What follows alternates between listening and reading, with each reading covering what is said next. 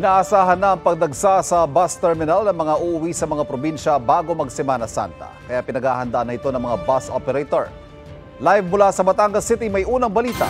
Si Denise Abante ng GMA Regional TV Balitang Southern Tagalog. Denise?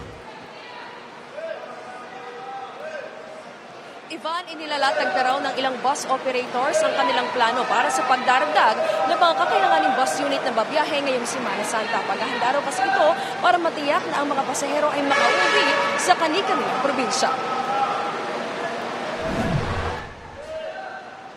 Walang pila ng mga pasahero at naghihintay ng oras ng kanilang pag-alis ang mga bus sa Lipa City Bus Terminal. Ito ang normal na sitwasyon kapag ganitong ordinaryong araw. Pero sa darating na March 22, ilang araw bago ang Semana Santa, asahan na raw ang pagdagsa ng mga pasaherong pauwi sa kani-kanilang probinsya ayon sa terminal officer ng isang bus company. Kaya magdadagdag daw sila ng mga bus na babiyahe.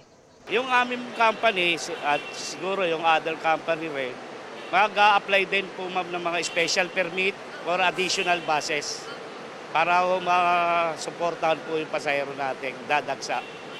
Nasa humigit kumulang 5,000 pasahero kada araw ang inaasahan nila pagpasok ng Semana Santa. Bagay na hindi raw kakayanin ng 50 bus na kasalukuyang bumabiyahe. 30 to 35 na karagdagang bus mula sa Laguna ang a-applyan daw nila ng special permit sa LTFRB na out-of-line bus route. Ang bus driver na si Noben, sanay na raw sa mahabaang biyahe. Kailangan natin yung line of preparation sa ating sarili para may iwasan natin yung anuman mga aksidente sa daan at saka lagi natin ingatan yung ating pasero at saka lagi natin check yung mga gulong na sakyan para sa kondisyon na nasa daan hindi maiwasan natin kung anumang pangyayari. Ayon pa sa terminal officer, magkakaroon din sila ng advanced booking para sa mga nais magpa-reserve ng masasakyan.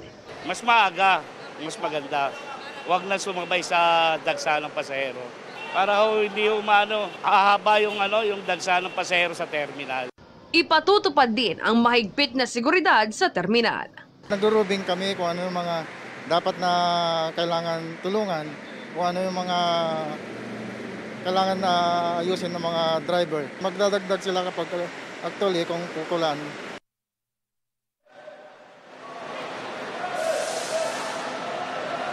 Ivan, sabi ng ilang terminal officers, nilalakad na rin daw ng kanilang mga liaison officers ang special permit para makabiyahe ng labas sa kanilang linya ang mga kukuhaning karagdagang bus unit. Ivan? Maraming salamat, Denise Abante ng GMA Regional TV Balitang Southern Tagalog. Kapuso, para laging una ka sa mga balita, bisitahin at mag-subscribe sa GMA Integrated News sa YouTube. Sa mga kapuso abroad, samahan nyo kami sa GMA Pinoy TV at sa www.gmanews.tv.